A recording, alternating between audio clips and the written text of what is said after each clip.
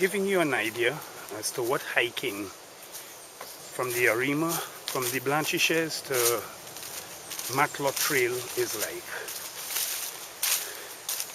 And this trail we are on presently, this is the trail bringing us to Murphy's Bay, which is a beach just next door to Paria Bay, from where we just left Petit Tacarib.